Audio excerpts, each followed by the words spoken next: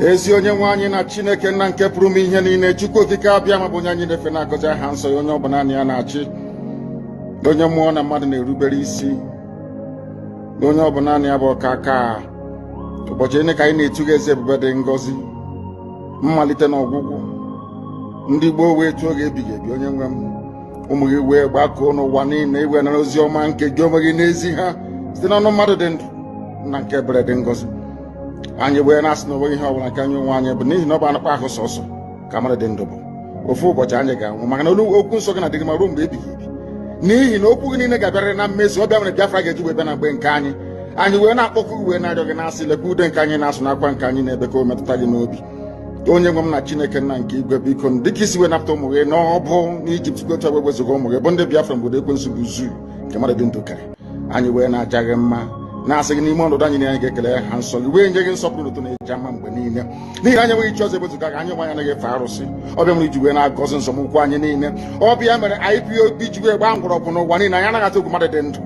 Anyị wee na-eto gị eze ebube dị ngọzi, sị gị biko gbata anyị ọsọ enyemaka. Ọ bụ naanị gị bụ onye anyị refe nwanyị akpụ isi ala nye ka i wee napụta ndị gị n'ọbụ nke ekwensu.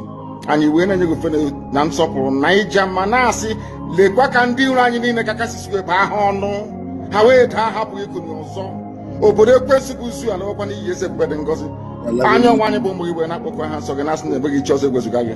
Anyị wee na-aja gị mma, wee na-eto gị, na-asị onye kere ihe niile kere eke mana nwe onye kere na n'otuto niile na nsọpụrụ niile na ịja mma niile site n'ebighị ebi, mara onye ka a na-arịọ gị. Ise ise ise. Thank you, Odogu Onyendumazi Nnamdi Kanu. I think I've now come to terms with the fact that for us to have proper rapid development in Nigeria, we need to separate, we need to divide. Yes. Let the Yoruba man go their way, let the Northerners go their way, let the Easterners go their way. This thing about one Nigeria is definitely not going to work, Chacha. Wallahi. You cannot have South Africans clowning us. You cannot have Ghanaians clowning us. And now you now have Namibians clowning us. One Nigeria is definitely not going to work. You cannot have a simple argument or a debate with anybody from Africa right now and you are able to win. You speak one, they tell you electricity. You speak two, they tell you security. You cannot travel 10 kilometers without writing your will. They speak about bad road. They've gone as low as internet. We need to divide. This thing about one Nigeria is not going to work. Having one person as a president sitting in one place called Aso Rock, deciding the fate of 300 million people, especially when you know these are the least smartest people in the country, it's not going to work.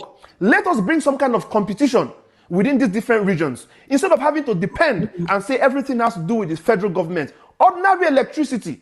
I was thinking this thing about electricity in Ghana was a joke, but apparently these guys are having the best type of electricity like they were in Europe. In Nigeria, you can't even boast of 24 hours electricity. In year 2026, we need to divide, man. The only war we are winning right now in Nigeria is just jollof rice. And then maybe dirty December, clubbing alcohol. No, we can do better. This thing about what Nigeria is 300 million people. When you look at these other countries I'm speaking about, you look at Ghana, they are not even up to 40 million. Namibia, 3 million on a good day. RCCG is bigger than Namibia. The Youth Ministry of Christ Embassy, they are bigger than Namibia. Yeah, these people, they are clowning us every single day. Nigerians cannot win one war. You cannot have a normal debate and say you are going to win. Everybody, they are clowning us. Giant of Africa, my foot. Let everybody go develop their region. Chase the Igbo man from the West. Go chase the Yoruba men from the East, let them go back. Everybody go make your region better. Go find the Igbo man in the North. Let everybody, but depending on one president to make these things happen is definitely not going to work. We are too many, we are too populated for this whole one Nigeria affair. It's not going to work. Let us divide. I am tired. I am tired. The bare minimum. We are not even speaking about healthcare. We are not even speaking about child mortality, education. Just the basics we cannot even be proud of. Not one Nigeria, my foot. Everybody go your way. Let's do a referendum. Let the people decide. Nonsense, man. I'm tired. Thank you. Thank you for joining me this afternoon. Thank you, lovers of freedom. Welcome back from your Easter. Though today is Easter Monday anyway. Happy Easter Monday, even though there's nothing to be happy about what's happening in the zoo. Yeah, our joy is that we are getting it right. Like I told you, Nigeria will never get it right. And what I wish you today is that may this Easter be the last Easter you will ever have in the Zoological Republic of Animal Kingdom called Nigeria. May it be your last Easter. You will resurrect as a Biafra from this Easter, and you are going into your promised land. Your experience of this evil, demonic, diabolic contraption will be over. Yes, it will be over. Nigeria will never recover, but you will recover. I love the post that came from my brother Joseph Okechukwu. He said Nigeria will never come out of this problem. The imprisoned Mazi Nnamdi Kanu, a man who was speaking for their own well-being. They imprisoned him. And he said something. He said Nnamdi Kanu is going to come out of this. But you see, Nigeria will not come out of it. This situation Nigeria is in is going to get worse for Nigeria, and they're not going to come out. And any one of you still looking for how to patch and fix Nigeria, I bet you, with my 10 fingers and my 10 toes, that Nigeria will happen to you. It will collapse on you. The founders of Nigeria have already surrendered themselves to the demon of Islam. They've already surrendered themselves. And then, do you not know that before they surrender themselves, before Britain surrendered Britain to the demon of Islam, don't you know they've already surrendered Nigeria to that demon? There's a man who have threatened to bomb British people, bomb America, bomb everything. As I speak right now in Britain, he's contesting for office and he will win. Why will he not win? The King of England, King Charles, have sworn his allegiance to Islam. And his son, the prince, have also sworn his allegiance to Islam. Now, Nigeria, their product, while there was massacre, destruction, and mayhem, the clueless president of the Zoological Republic was there in Britain, exchanging pleasantries and signing agreements that Britain will be sending back to Nigeria the worst of the worst in Britain. And these are not only going to be Nigerians. From the agreement they signed, it is the worst of the worst criminals that they are going to be expelling from Britain, especially those that they do not have their identity. Nigeria have signed and have agreed to receive them. The worst terrorists, the worst criminals, the worst rapists, the worst pedophile, they will be sending them to Nigeria. Nigeria is now going to become a hellhole. That is why you see the army chiefs, army general, presidency of Nigeria, they have nothing to say about the terrorists that are massacring the people. I saw our dear Rufai Husseini on Arise News as he was recounting the things that were happening. He almost broke into tears as he was talking about the kind of pain and suffering the ignorant remnant of the Nigerian armies are going through. He was breaking down in tears. But the Zoological Republic of Animal Kingdom journalist with him, Ruben Ephes Abati, was trying to cover up and say, no, we're not trying to discourage people from the army. But Rufai was telling, I'm going to play that video. Rufai was telling you what happened to an army general who his location, he released his location to his own intelligence where he was. His SOS message landed in the phone of terrorists. Terrorists received SOS message of an army general who was in trouble, and it was ambushed and it was murdered like a chicken. Up to today, the Nigerian government did nothing about it. The terrorists that did it, Nigerian government are looking for how they will bring them in, and even if possible, if they contest for presidency, they can win. That's the situation. So that's why I want to appreciate Mommy Lola Goyibo for giving me this music. We're going to enjoy right now before we go into the details of it, because my people, get ready. Ghana, we're going home. We are going home. Mazin Nnamdi has prepared us. Onyendu have prepared us. Odogu Simon Ekpa is getting ready. The return of the dragon will be brutal. Should I repeat myself? The return of the dragon that scares them will be brutal. The dragon is coming back and they can do nothing about it. And whether or not they like it, we are going home. Yes, whether or not they like it, we are going home. Umunnem, Aigana, get ready, we are going home. Listen to this and then we will go into it proper.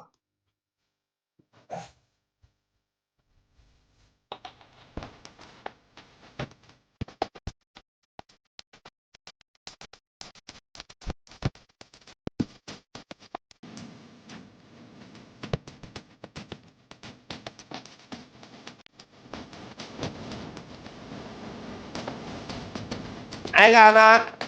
I got it. I got it. I got it. Oh, yeah. Oh, happy love it. Oh, sweet.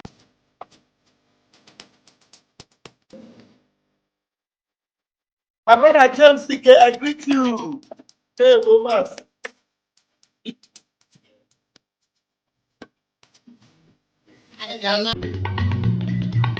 All right. Thank you. There are many other songs there, but I think we are good with this because It's definitely going to have a copyright, and then we will do something about it after we finish our live broadcast. All right. My people, you need to know that in England, Britain, obodo ndị creating Nigeria, in Britain, if you don't know, let me show you things that are happening in Britain. Now, the leading party right now in Britain, is it the Labour Party? Those that are probably going to take over from the current Islamic, conservative, whatever leader, Keir Starmer. I want you to see what the leader of this party is actually saying about the situation of Britain right now. Britain is down already. That's why you see Nigeria going where it is going. And the way the place Nigeria is going, there's no saving Nigeria. This is Britain. Now I want you to watch this. Listen to this. Let me see. Let me be sure that we have the video. 1 minute. Yeah, let me be sure that we have it. Okay, bring it over here. Yeah, it's better this way. All right, let's see. Okay, listen. This is Nigel Farage, a member of parliament and also running for potentially the leader of the United Kingdom. What we witnessed Nigel in Farage, London, a potential leader of this British government. Nigel Farage. Watch. also running for potentially the leader of the United Kingdom. What we witnessed in London at the historic Trafalgar Square in a country built up on Judeo-Christian values was a group of people attempting the dominance over our capital and our culture, says Nigel Farage. Have a look at this short clip. This is what happened in Trafalgar Square on Monday.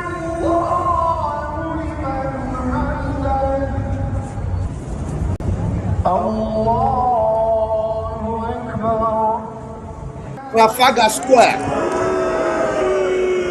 What we witnessed on Monday in London, in the historic Trafalgar Square, in a country that was based and built on Judeo-Christian values, because that's at the bottom of everything this country's ever been. What we witnessed there was a group of people headed up by the ghastly Sadiq Khan, attempting dominance over our capital city and over our culture. And what do we get today? At Prime Minister's questions, the PM defended what happened in Trafalgar Square and said that anybody that stands out and speaks against it is a bigot. Well, I'm sorry, Prime Minister. I'm sorry, the Conservative Party that let most of these people in. We are not going to surrender everything that was built over centuries, defended at a cost of great blood in 2 world wars, for us to be a free, independent nation. We will not put up with this anymore. Simple as. So Nigel Farage talking the right talk now. I'm not trying to get so involved in UK politics. I'm an American Israeli. I'm rooting for you patriots in the UK, but I don't really want to get involved in your politics that much. I'm not trying to do all that. But I've heard from people who commentate on Nigel Farage, and I had a conversation with Tommy Robinson specifically about this, that he may be just pivoting to talk the talk right now, but when he gets into his position of power, he may fail you guys, just like the rest of the politicians have in the past. He may be just talking the talk now without any intention of actually protecting you guys from what's going on, because the powers that be, it's going to be a fight. It's going to be a real fight. Islamic power in the UK is large. It is powerful now. It is a powerful group of people, even though it's such a small percentage. It's going to take a lot from your end. It's not going to be an easy fight to make them back off and relinquish power inside of the UK. And the question is... Are you hearing that? The roots that these people have already gotten in the UK is so deep that what this man is saying, this journalist, who's an American Israeli, is considering it a rhetoric.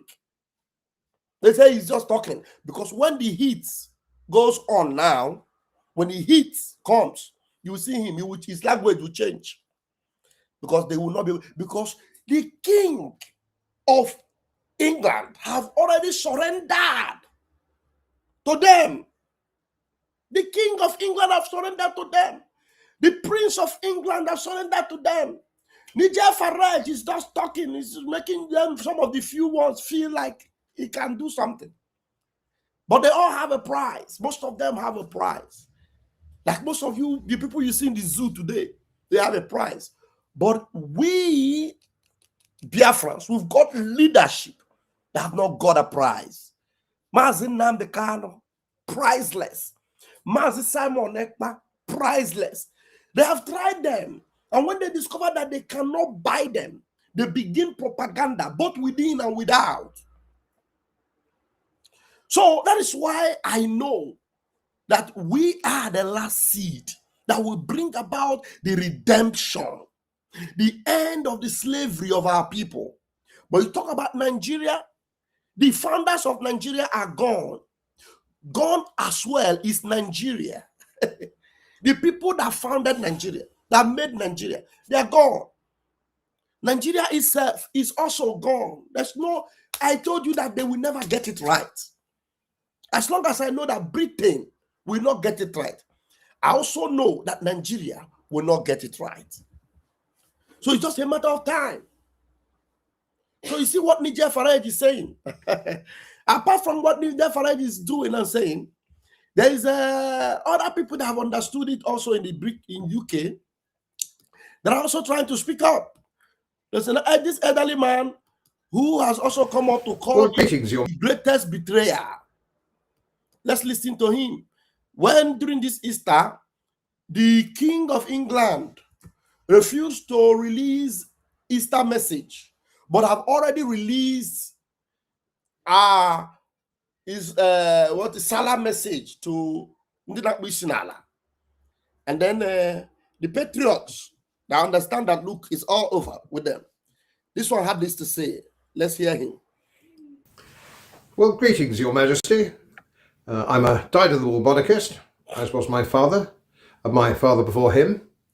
We've held your mother's commission and your grandfather's commission in military service, and we listened patiently to your support for Islam through Ramadan. But I remind you, you're head of the Church of England, and that is a very critical role for you, which you don't seem to understand, and I'm not sure whether you're fully mentally well or not. If you're not, I wish you well. But it seems to me you have no real deep Christian faith, and neither does your son. Presumably you had a hand of bringing him up. This is a very important constitutional role as a Christian. And it now seems you're not going to give an Easter message, which I think confirms what many of your subjects have believed for some time, that you have somehow embraced the Islam faith. And that's not a problem as far as I'm concerned. I'm a libertarian. You must embrace whatever faith you think appropriate, but not as king. Not as king. You must abdicate, and I would suggest similarly that your son must not take the throne, because it seems to me you do not understand what your role seriously is. You're one of the richest men in the world, and you have a reputation, I could possibly comment on it, of being one of the meanest. What I would suggest to you is that you abdicate and get gone. Get thee gone. You are of no use to this country whatsoever. You have failed in every conceivable way in your relatively short period of time on the throne. In the name of God, go. Monster. Sorry. This man is talking to the king. Well, greetings, Your The king. You know, normally you have no, who born you to talk to the king like that? He's telling the king of England, if it were before, he would have been hung on the stake. But he's telling the king that in the name of God, go. You have nothing. Let's repeat those last lines again. It seems to me you do not understand what your role seriously is. You're one of the richest men in the world, and you have a reputation, I could possibly comment on it, of being one of the meanest. What I suggest to you is that you abdicate and get gone. Get thee gone. Get thee You are gone. of no use to this country whatsoever. You have failed in every conceivable way in your relatively short period of time on the throne. In the name of God, go. In the name of God, go. They're telling the king of Israel, England, in the name of God,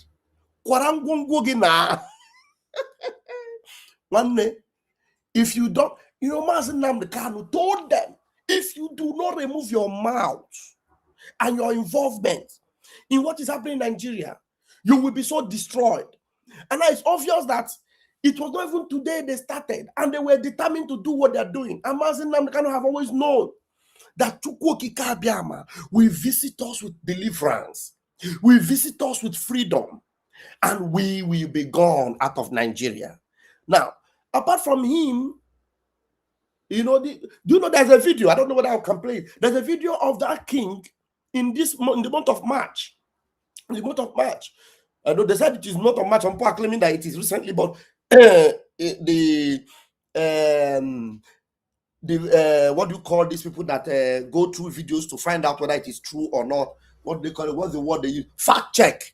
The fact checkers fact checked video. They said that video was in March when the king was going to church, do something in the Church of England. People gathered outside the Church of England and they were telling the king, go, you abdicate. You are no longer the king. You are not king over us. Abdicate in England. In England. Now let me show you this video of the Prince William, the one that should be taking over from the king. I wonder how they are now the ones that are preaching. The King of England is now the one preaching for the Islamic faith. In fact, as if they are the ones that understand the faith more than the Islamic people themselves. I don't understand. The way they tell you how peaceful the religion is. It's so frightening. You begin to ask yourself, is it that they are the ones now that understand this religion more than the religious people, more than the Islamic people themselves? I don't understand. Now listen to him the way they will tell you that Islam is the religion of peace and all that. Be ready, because our time of going home is near. Listen to Prince William. The Muslim community show the world the true face of Islam as a religion of peace and understanding. The true face of Islam as the religion of peace and understanding.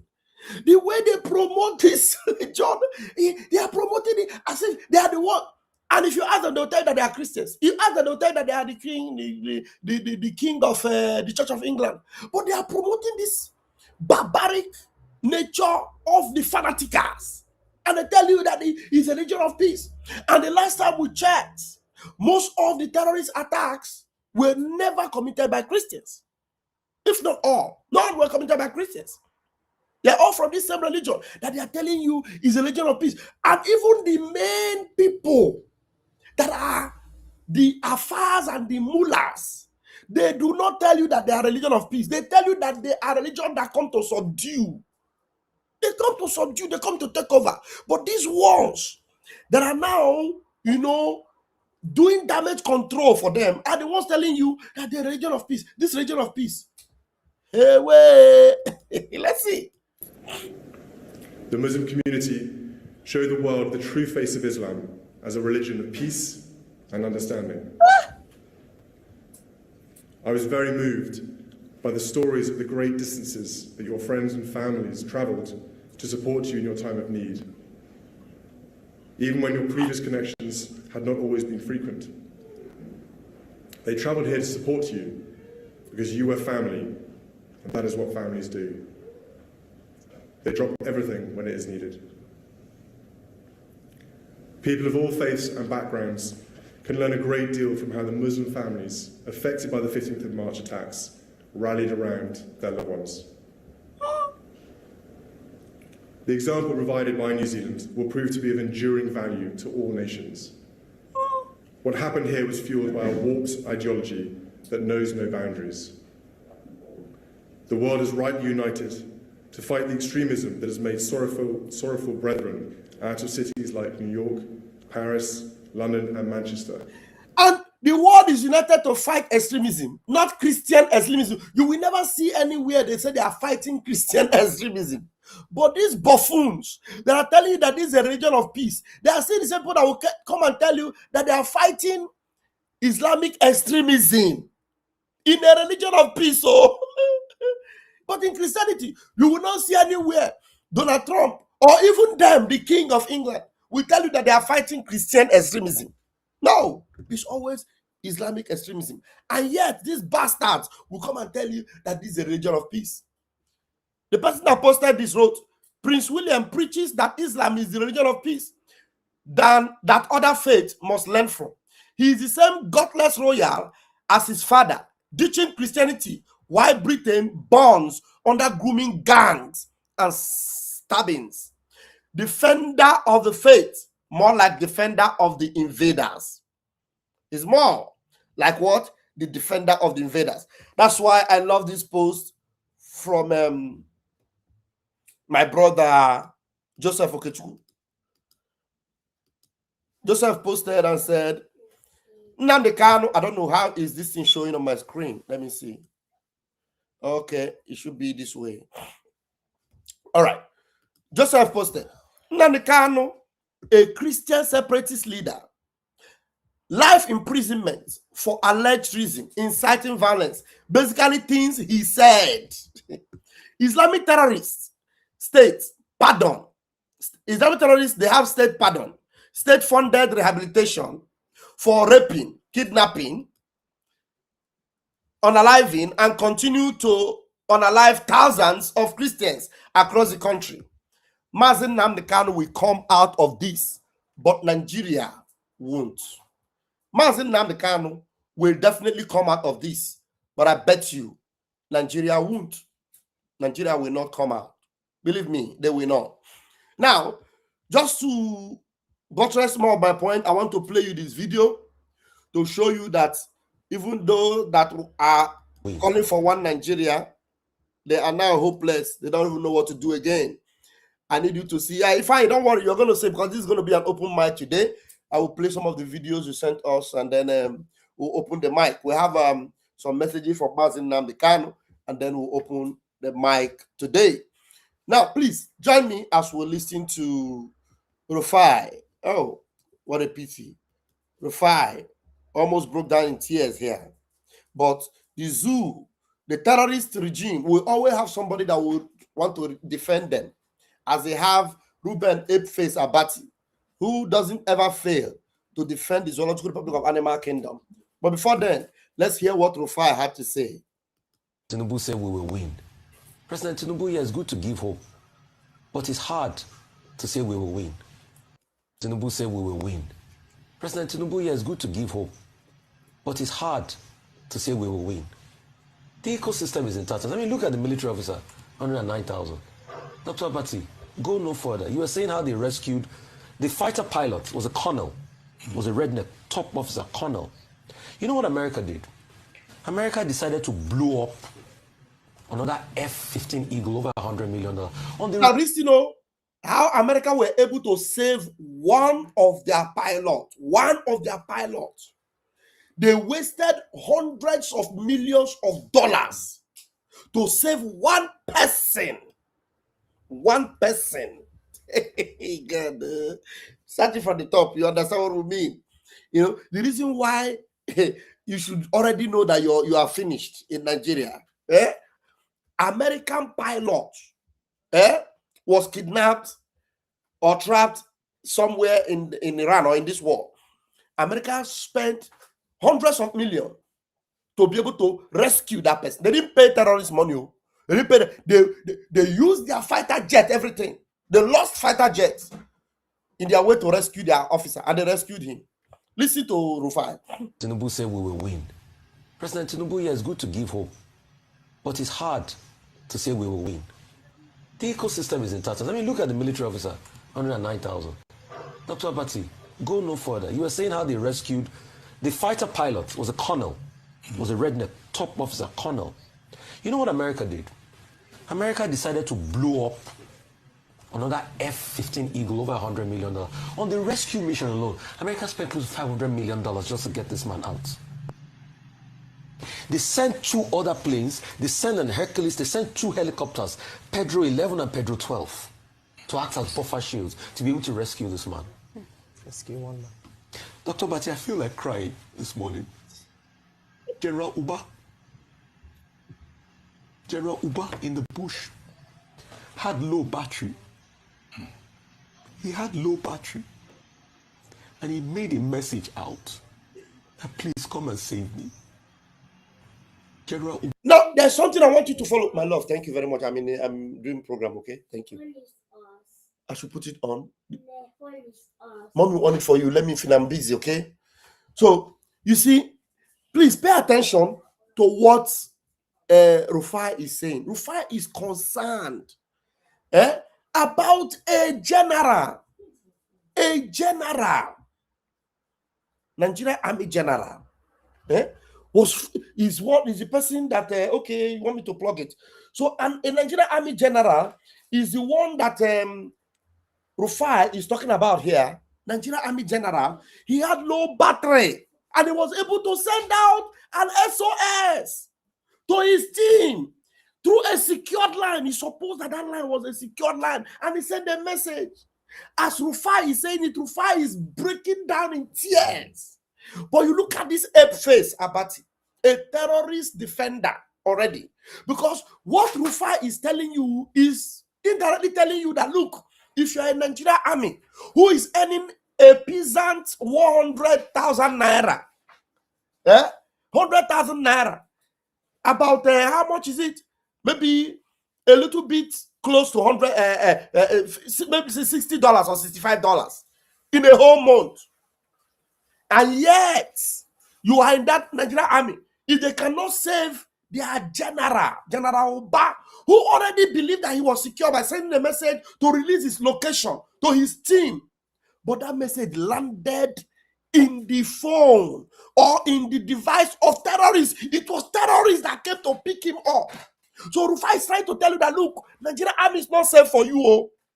But while Rufai is saying it, listen to this devil who is dressed in black. He will be telling you there that, look, we are not trying to discourage you from joining the army. Let me show you the emotions of, I will start this video again. Because he started by telling that Tinubu said you will win. How will you win? How will you win? Tell me how you're going to win. If Tinubu is telling you will win, but the army that Tinubu wants to use to win the battle are telling you that terrorists, they are our brothers, that we cannot go after terrorists, that if they want to repent, we can give them, a chance, because after all, they are prodigal son. Was that not what the army general said? Who is Tinubu going to use to win for you, if not those army? Those army that Rufai is trying to tell you today that, look, oh, my people, this army, you are not safe in it. Oh. This army, if the general cannot be safe, you will not be safe. But watch, I will start this video again. Watch and see how Rufai have completely told you that the army is not safe. He didn't say directly, but he told you if the general cannot be saved. Dingbat face Abati, knowing fully well that the message of Rufai, and as he broke down, will definitely drive home and discourage people from joining the army. He will come to tell you that, look, we are not discouraging you from joining the army. Watch. I'll start it again. Just watch. Tinubu said we will win. President Tinubu, yes, good to give hope, but it's hard to say we will win. The ecosystem is in tatters. I mean, look at the military officer, 109,000. Dr. Abati, go no further. You were saying how they rescued the fighter pilot, was a colonel, was a redneck, top officer, colonel. You know what America did? America decided to blow up another F-15 Eagle, over $100 million. On the rescue mission alone, America spent close to $500 million just to get this man out. They sent 2 other planes, they sent an Hercules, they sent 2 helicopters, Pedro 11 and Pedro 12, to act as buffer shields to be able to rescue this man. Rescue one man. Dr. Bati, I feel like crying this morning. General Uba. General Uba in the bush had low battery. He had low battery. And he made a message out that please come and save me. General Uba was never saved. A general in the Nigerian army. Brigadier General. General Uba was never saved. The next thing we heard was that the bandits got him. And they killed him. Remember how General Uba's wife had to cry that we let General Uba down. Okay, we just expect government to be to do more. So the plan is not to discourage soldiers, Nigerian soldiers. Did you hear, Ruben? We just expect Nigeria to do more. The plan is not to discourage Nigerian soldiers. If you do not discourage Nigerian soldiers, then you are a demon. If this is not enough for you to discourage Nigerian soldiers, then a demon is better than you. If the only thing you can be thinking about is that this your message will discourage Nigerian soldiers, why not? Why can't you discourage them? A man in distress, a general, sent message to his own team to rescue him. The message got to terrorists up to today. Nobody knows how managed was a secured line. How managed? Who was responsible? Who should have received that message that didn't receive it? How did it get into the line of the terrorists? How did the terrorists know about it? How was it that the secured place that this man was able to secure himself and say, come and save me, I am alone here? And the message got to the terrorists. And the terrorists were the first to land there and took the man away and butchered him like Nama. First of all, they ridiculed him, they disgraced him, they show him on camera, and then they butchered him. They butchered him. A general. Is that not enough to discourage you? Listen, like I want you to play that part where F-Face is trying to protect Nigeria army. And we let General Uba down. Okay, we just expect government to be to do more. So the plan is not to discourage soldiers, Nigerian soldiers. When President Tinubu says we will win, I'm sorry, but I don't believe him. You know why? They're busy about buying military platforms, big military platforms. They're not even thinking about the soldiers that are losing their lives every day. They're not showing like they care for them. It's all about signing defense contracts where people get to benefit, where people make millions. Leonardo, all the companies make millions. But we couldn't save General Uba. General Uba was from, I think, the 25 Strike Force, a very prominent team that had done a lot in fighting banditry. General Uba was our hero. And we let him down. And we all remember how this government acted around the story. At first, there was a lot of denial. Yeah. Right. I just want to say, because it's important, based on what you're saying, that at first there was a lot of denial. They will always deny. And now they tell you they will win. And I love the fact that Rufai is telling them blatantly, I don't believe Tinubu. I don't believe him. Even though Apeface Abati is trying to, you know, protect the zoo. I don't believe. And a lot of messages, a lot. There's this, even this one, you know about this guy, this one, Sheung. Wike recently threatened this guy and said they will shoot him. Wike threatened and said they will shoot this guy. And instead of going after Wike, this one was just speaking. They said Wike have apologized. He said that was not what he meant. We'll never see anything. Now, this one is that video I was trying to tell you guys about in England. Let me play it now. This is the king coming down to attend whatever, all the royals, they were coming down, and the crowd were booing them in England. It has gotten that bad in England that they are now booing the king and telling him, you are not our king. You are not our king. Watch and see. That's in England.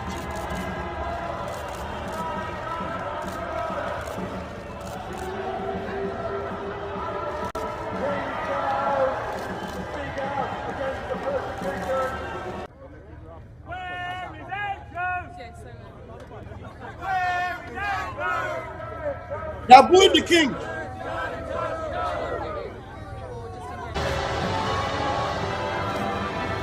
All of them, including the priests, are booing them.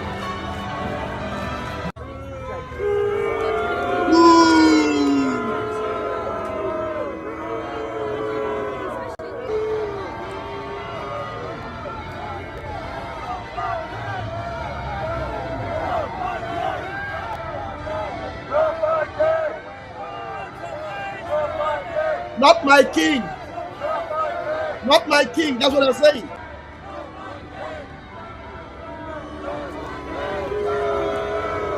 Now, not my king. Down with the monarch.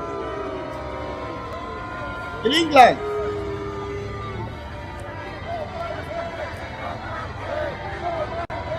Not my king. Not my king. Not my king. They are booing the king of England, King Charles, and the Prince William. They are booing them as they are going to church. Remember, I'm told them.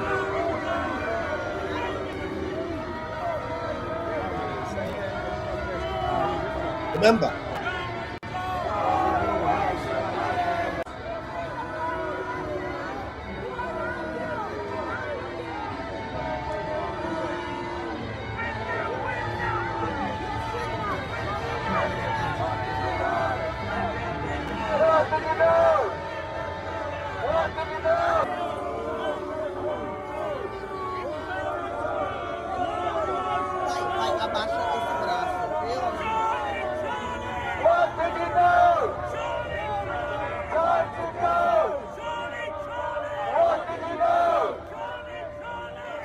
The kind who put them, and it's happening live. Britain has never been this divided, never.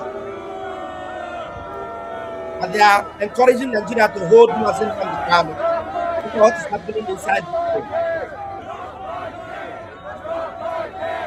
Not my king, not my king.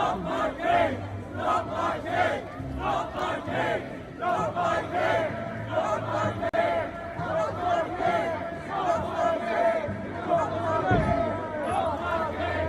Not my king. In England, United Kingdom, in England. Beautiful. Happening in the UK. Nnamdi Kanu will always be vindicated. Always. Yele Sowore had something to say about this. What's happening there? Okay, let me leave this. Yele Sowore said Tinubu only obeys court orders that favor him. Yele Sowore on the continued detention of Mazi Nnamdi Kanu in prison. Yeah. And then we heard, I'm sure every one of us must have listened to this message from Mazi Nnamdi Kanu yesterday. Let me play this and then I will bring us messages from Mazi Nnamdi Kanu and then I'll open the line. This one was a message from Onyendu Mazi Nnamdi Kanu as our own legal team. This is Nnameka Jiofo. Nnameka Jiofo had this to say yesterday. Let's listen. I'm in Sokoto. I came into Sokoto on Good Friday, and I met with him as an American Friday, Saturday, and today Easter Sunday. I've just finished a meeting with him. I'm at the airport to depart. I want to assure us that Mazen Namdekano is steadfast and focused and remains resolute in his pursuit for self-determination. I also want to tell us that the 100-man Divine Project is still on. Mazen Namdekano wishes that we understand that this is something he has started since 2018. The 100-man Divine Project started since 2018 and will continue. Of course, people have started coming into it, and of course, it's not a thing everybody can come into. These are for selected people, not for everybody. So all those who are against it, please stay away. Those who are for it know themselves. They will come in, and they are already coming in droves. Then I also want to tell us that there are so many people who do not understand Mazen Namdekano, including those who feel that they are closest to him. They do not understand him. They do not understand his ways of thinking or reasoning. But with time, if you come closer, he will explain some of these things to you. He asks that anybody who is confused can come over and meet him for... Did I not tell you guys before? That Mazen Namdekano is open to receive anybody that wants to confirm? All the doubting Thomases, all these champion, they are trying to discourage people. Mazen Namdekano can actually speak to you if you want to see him.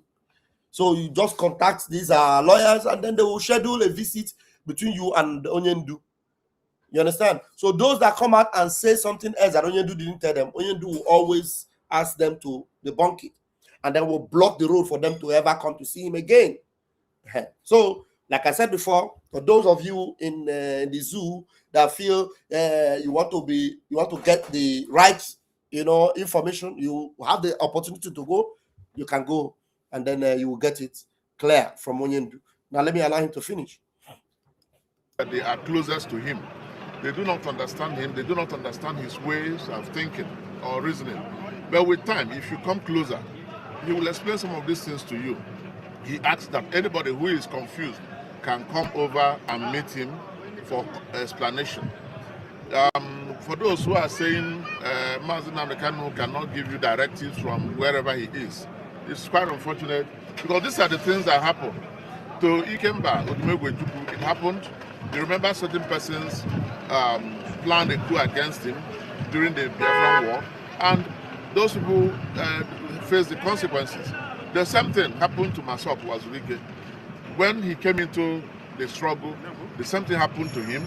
Certain persons came to Arsenal in London.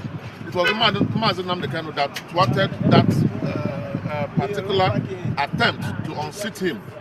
So when it's happening to him, he has told us that he knows these things will happen. He knows it will happen. And by the grace of God, he is strong in faith. He is strong physically. He is well composed. He is well determined. And for doubters, things are happening. Things are happening. These are not the things I will reveal to us. Then for those who have individual messages, I will send them to you. For doubters, things are happening, especially those, that have been busy trying to destroy the office of our Prime Minister, Mazi Simon Ekpa. Things are happening. The unity of the family is intact. The Prime Minister has his office. The Supreme Leader has his office. And the Supreme Leader have never condemned the office of the Prime Minister. That's why I got very, very angry with Achebe Paul 2 days ago or the other day when he came online. And even though he's calling people together and preaching for Mazen Namdekano, he yet opened his mouth and said that Simon Ekpa went astray. I couldn't bear it, and thank God I was listening. And you know me, I had to call him in his program. I told him, you are making a hell of a mistake. You stop deceiving people, saying that Simon Ekpa went astray. Even Mazen Namdekano have never said that Simon Ekpa went astray. Who are you to say Simon Ekpa went astray? Even if you are angry with Simon Ekpa, and you know that all those demons you people were following from all this while, all those champion and Pachinas and Satan and the rest of them, these people, that are now fighting Mazin Nnamdi Kanu, that were in the name of Mazin Nnamdi Kanu fighting Simon Ekpa. Now it is Simon Ekpa and his people like us that have been consistently beside Mazin Nnamdi Kanu up to today. In fact, Achebe Paul, I forgot to even tell Achebe Paul. Is it not Achebe Paul that said that they will draw a line for Mazin Nnamdi Kanu? I forgot to tell him that on his program when I called in. When I called to correct him.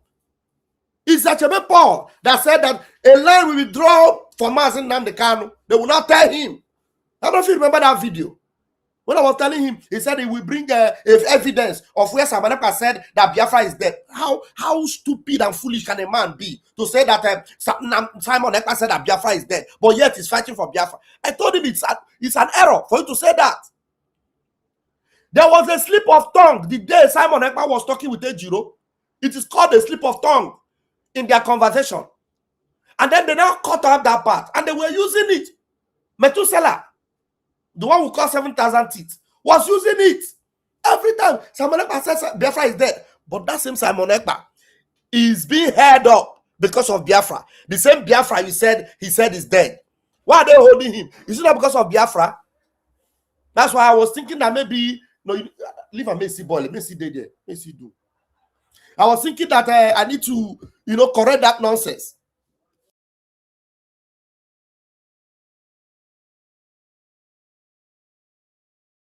So I was thinking I will need to really, correct that impression. Very, very wrong.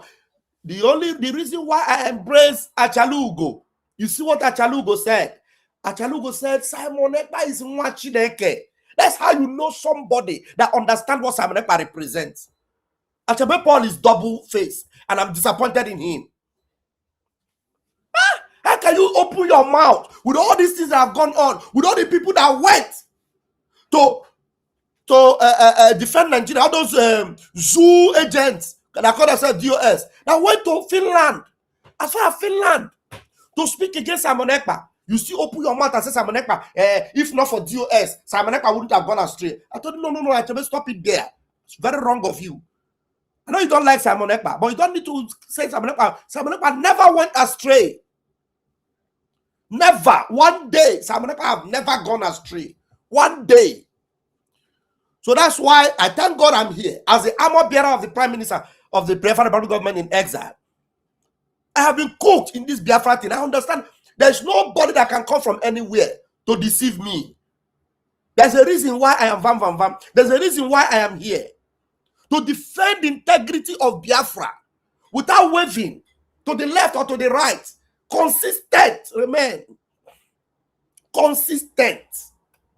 Simon Ekpa is, hey, Mazin Nnamdi Kanu, when they were done condemning Simon Ekpa, when Mazin Nnamdi Kanu was still with us before they kidnapped him, Mazin Nnamdi Kanu told them, Simon Ekpa is Mwachineke. When they were telling him he's not a member of IPOB, he has not taken an oath, Mazin Nnamdi Kanu told them, forget about oath. With what Simon Ekpa is doing, everything he's doing, it qualifies him to be Mwachineke. And yet, somebody like Achebe will open his mouth and say, Simon Ekpa he went astray. That was very wrong. And I told him it is very wrong. And he was telling me that he has evidence. I thought, okay, if you have evidence, then you bring it. But on the second thought, there's no need for me to confront Achebe Paul and start talking about evidence where Simon Ekpa said Biafra, that Simon Ekpa said that Biafra is dead. That he holds no water. You know why he holds no water? Because how can you say somebody said that Biafra is dead and that person is still fighting for that Biafra, and that person is in detention because of Biafra? You understand? So the message of Barrister Maxwell, I don't know. I need to, somebody send it to me. If you have the message of Maxwell, send it to me. I think I saw it on Facebook, but I didn't see it on Twitter. I like to play my messages most of the time from Twitter. So please have it in mind that the combination and the connection between Mazin Nnamdi Kanu and Mazi Simon Ekpa, our Prime Minister, is intact.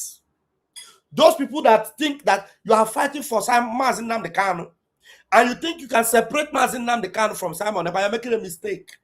They are two individuals. You cannot divide the two. They are just like, you know, water no get enemy. You know, it's just like oil. You cannot separate oil. Once you mix oil and oil, it will go mix. You understand me? So you can't separate them. They are two indivisible bodies fighting for the same purpose. And now the alignment is very strong. And that's why Nemeka is telling you that things are happening. A lot of things are happening that most of you do not know. So this time is not the time for you to be coming and telling Biafrans that Samanepa went astray. Don't ever use that word. You should be apologizing for you betraying Simon Ekpa. Anybody that listens to DOS and fights Simon Ekpa should be ashamed of themselves and begin to apologize to Simon Ekpa and tell the whole world that, look, because of all these bastards, I fought Mwachineke. Because Mazin Namkano said Simon Ekpa is Mwachineke. And he's the only person that Mazin Namkano told you that Simon Ekpa is bringing a new dimension. You must listen to his message and you must share it under Moss. Okay? So let me finish this. Maybe we will look for please, if I will bring you in, but try and get us the message of Maxwell so that we'll play it. Somebody is requesting for it. Let's listen to the end of this Nemeka's message. As soon as I enter Abuja, by the grace of God, he's good. We had celebrated Easter with him today, and I pray by the grace of God, in a very short while, he will be out. We discussed issues of his appeal also. The appeal is moving. It's moving, and it's moving in a speed that so many people will not understand. Things are happening. And I'm happy to announce to us that Mazen Namdekano is happy with the progress of the appeal. He's happy with how the appeal is being organized. He's happy with all his lawyers. With all his lawyers. So all those who are saying his lawyers are his problem, please go and sleep. We are not begging you for validation. We are not. Mazen Namdekano's defense team, we are not begging you for a validation or any validation whatsoever. You are not our client. Our client is happy with us, and that is what matters. Thank you very much. God bless us. Thank you. God bless you too. Let me see. I think I've shared that that thing. Let me see. Okay, no. Let me see. 1 minute. Okay, I have it there, but first of all, let's listen to what this British lady. Let's listen to what this British lady, said about a man that's about to run for office in the UK. This man is a terrorist that is about to run for office in the UK. Just to tell you how bad it has been in England. Listen to this. Listen to this. Oh no. This guy, Shahid, is someone who plotted to bomb a British embassy in Yemen, a church and a Swiss hotel. And I don't think he should be anywhere near the British Here he office. is. This is Shahid. What you're accused of is trying to blow up British institutions. So how should we trust you to now run one? Well, I can tell you one thing. I'll do a damn sight better job than the current Labour incumbents that are sitting there right now, who have turned our city into a dump. This guy, Shahid, is someone who plotted to bomb a British embassy in Yemen, a church and a Swiss hotel. And I don't think he should be anywhere near the British office. Here he is. This is Shahid. This Shahid, you see here, he's contesting for election in Birmingham. This man, he's contesting for election in Birmingham. Listen to what he has done in the past. Just listen. This guy, Shahid, is someone who plotted to bomb. He plotted to bomb a British embassy in Yemen, a church and a Swiss hotel. And a Swiss hotel. I don't think he should be anywhere near Here the British office. he is. This is Shahid. What you're accused of is trying to blow up British institutions. So how should we trust you to now run one? Well, I can tell you one thing. I'll do a damn sight better job than the current Labour incumbents that are sitting. He did not deny what he's accused of. He did not deny what he's accused of. But he said he will do a better job than the people in power. A terrorist who is being accused of plotting to bomb is telling you he will do a better job than the current leadership in that UK. Eh? Did you hear him? He did not deny you. He didn't say, I didn't do it. It's a lie. I was accused wrongly. No, he didn't deny it.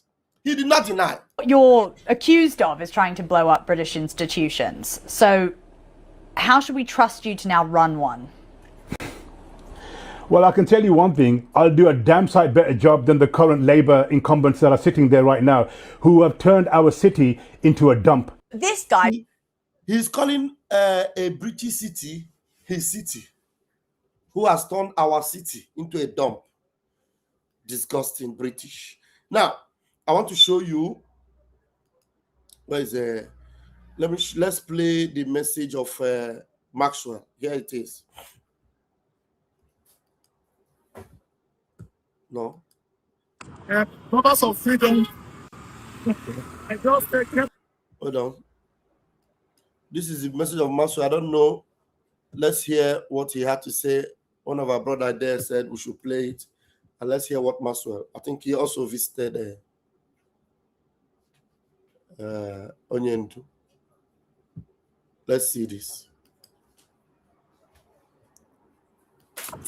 Purpose of freedom. I just came out from Sokoto Correctional Center. Biafra Mekalo is serving his prison staff. So I think I call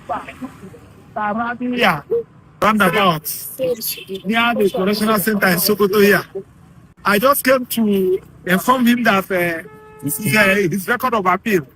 His record of appeal, we have transmitted it at from Federal High Court to Court of Appeal. His appeal has been entered. I just came to share the good news with him. I came to celebrate Easter with him here and to also encourage him. So when I arrived, I went to see him. So we have a very fruitful discussion. So and his spirit is high. For those of you who think that Maze they have bribed Maze has agreed to be the struggle. You don't know whom you are talking about. You need to come and see him. He is committed to the struggle. That's one of the things. I don't know the kind of spirit he is. We are talking about they are going to give him pardon. You give pardon to a criminal, not a freedom fighter. I am saying so. For those of you who feel that he's going to die here so that he will take over the direction of the struggle, you are just dreaming. I'm telling you, when you see our brief of argument and everything, you will give judgment by yourself. So everybody should remain calm. Those of you who are listening to gossip, why should you be listening to gossip? Why should you be listening to social media where the people, the federal government, keep on to destroy the struggle? Why should you be listening to them? So just relax. Our appeal has been entered. This is a record of appeal. I've given him his own copy. So I will be with him here from now till Easter to celebrate Easter with him. And also, I also want to use this opportunity to thank the sister, those who are in our Sokoto here taking care of him. I want to also thank you people. You guys are doing well. All the lovers of freedom. What matters in it for me is prayers. Are you know what I'm saying? Nobody can bribe him. Nobody can coerce him to force him to do funny things. There's something I want you to know.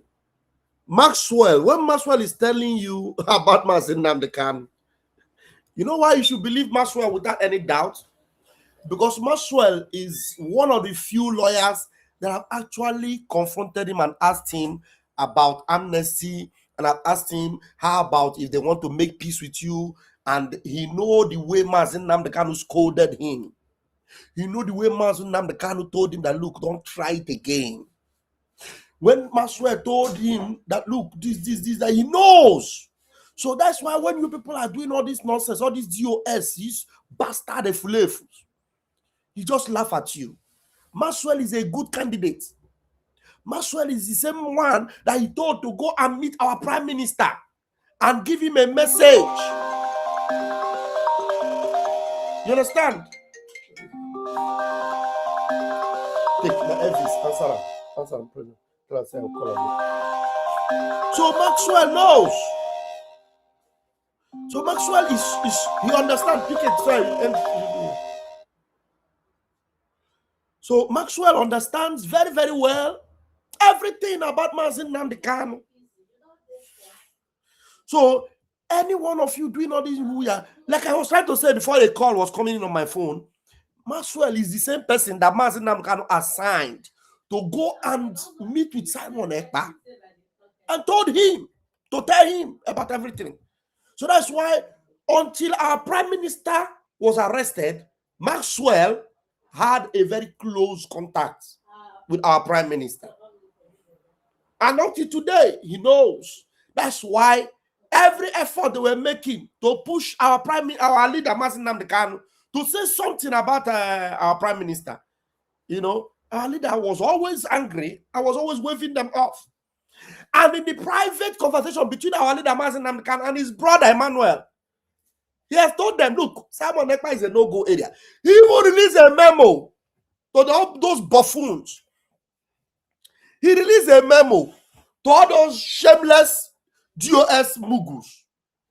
Do you remember? I don't know. Let me see if I can still bring out that memo. Every time I keep losing that memo. I think I received it again from Master Prophet. Let me see. Master Prophet. I received that memo again from, I have it here.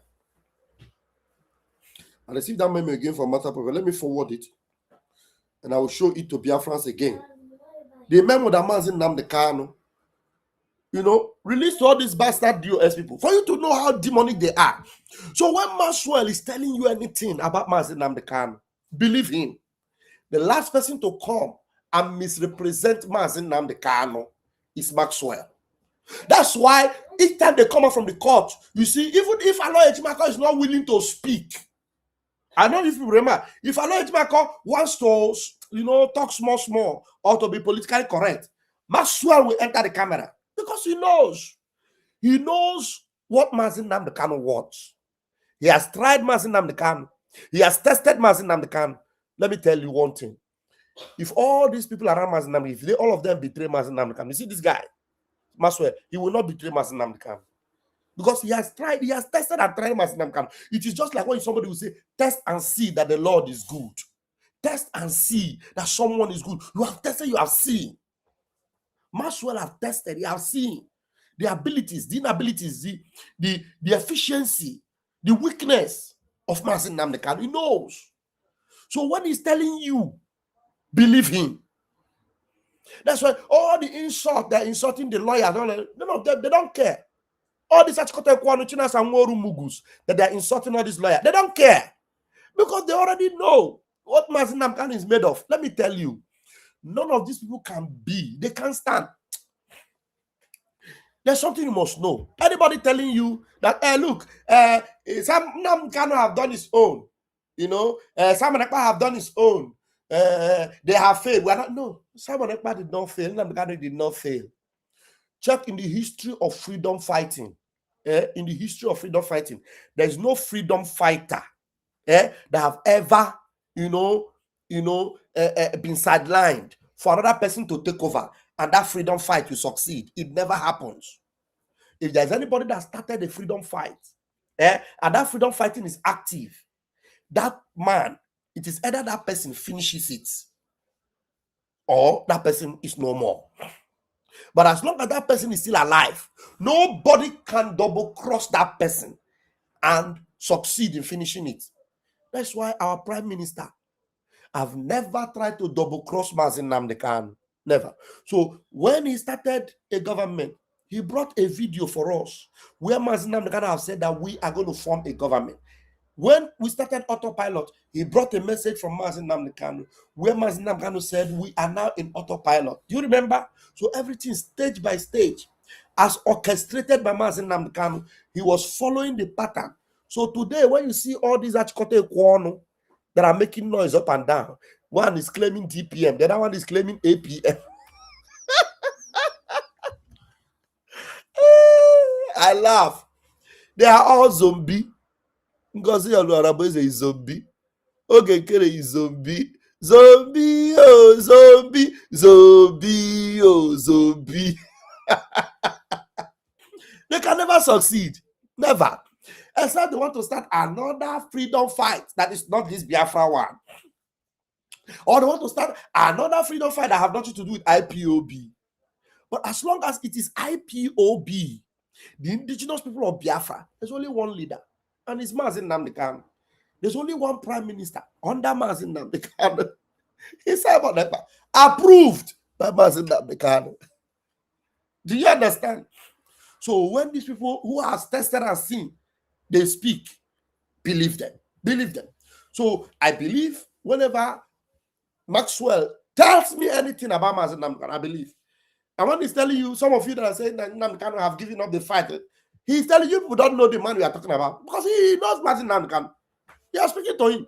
He has tried him, ask him, what if they pay you money? What if they bring money? What if they bring people to beg you? What if they tell you to hold on small? Nnamdi Kanu say, lie, don't try it again. You remember the day Mazi Nnamdi Kanu was in the court and they were talking, Nnamdi Kanu tap him and say, keep quiet, let me talk. They know Mazi Nnamdi Kanu, so they can't try otherwise. Someone like Maxwell cannot try otherwise.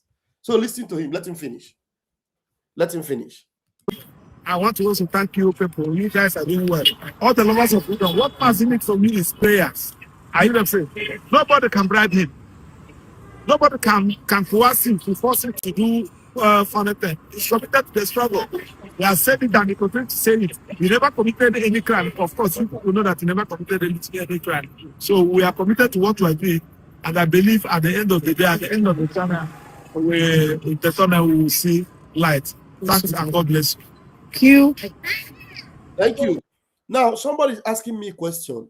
He said, why must there be power tussle since this Biafra struggle? It is because the zoo have so much money.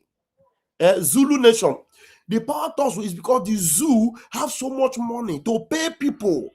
Hungry buffoons will collect money and they will come out and they will be claiming that they are this, they are that, they are that, and they will always fail.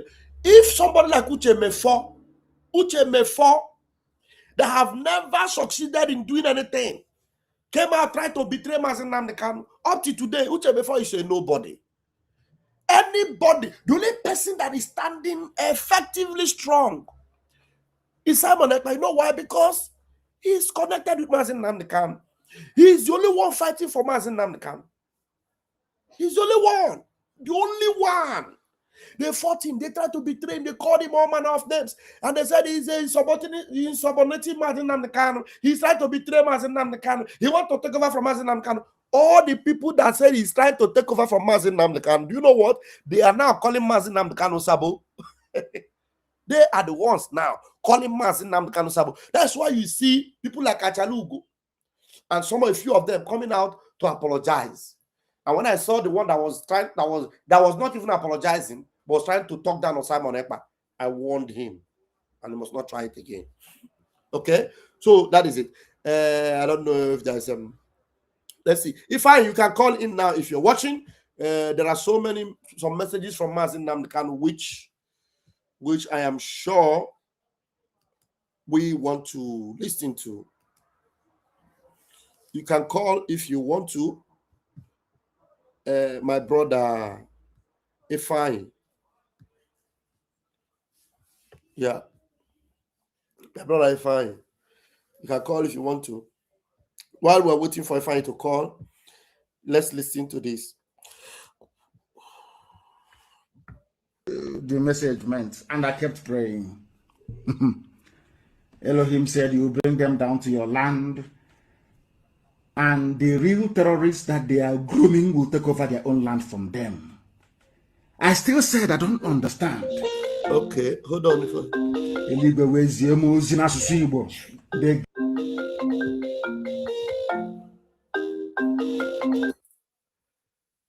Okay, Ifeanyi, go ahead. You are on the speaker right now.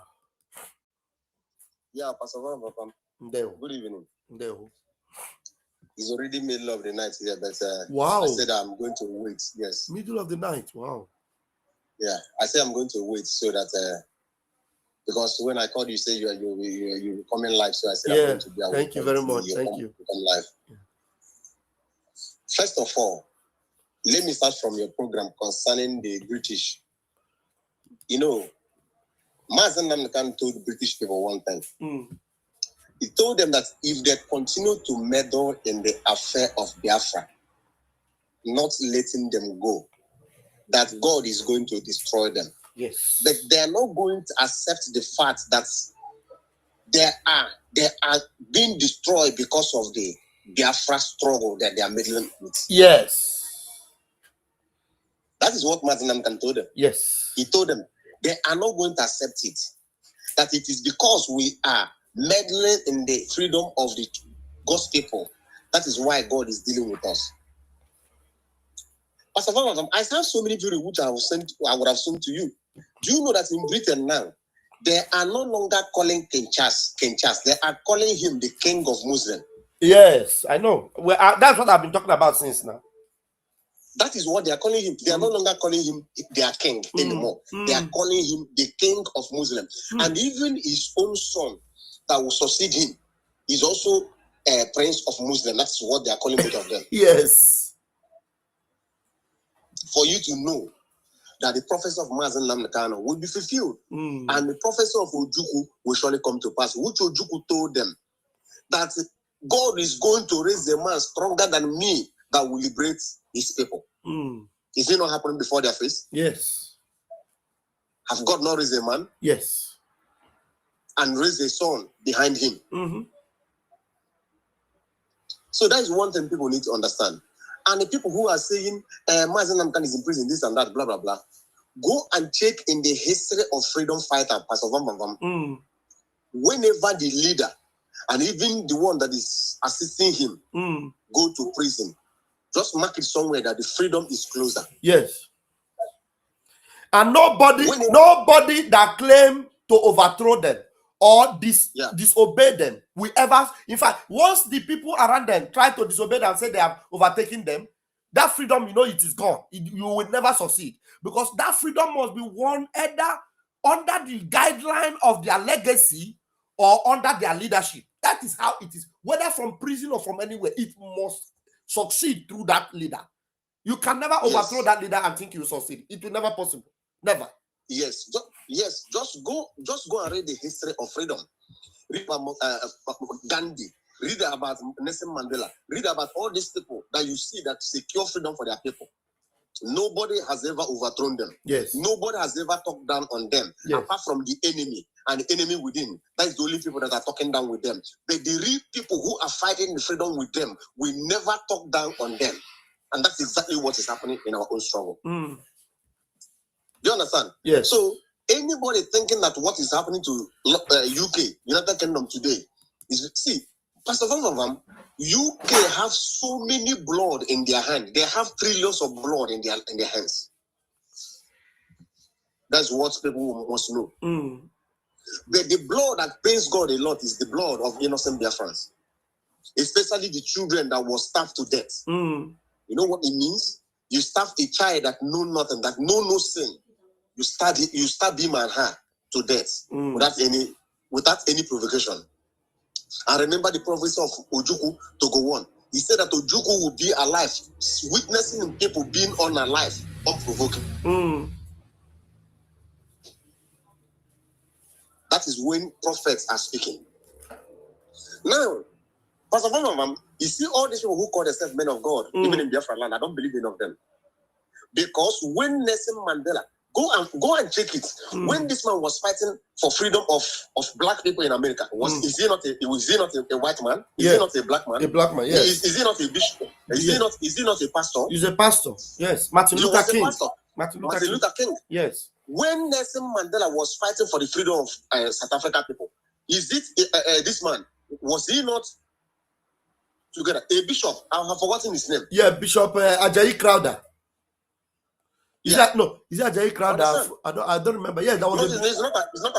It's not Ajayi Crowder. I have forgotten his name. But if I think somebody remind us that bishop in South Africa. Yeah, I remember the bishop. I've forgotten his name.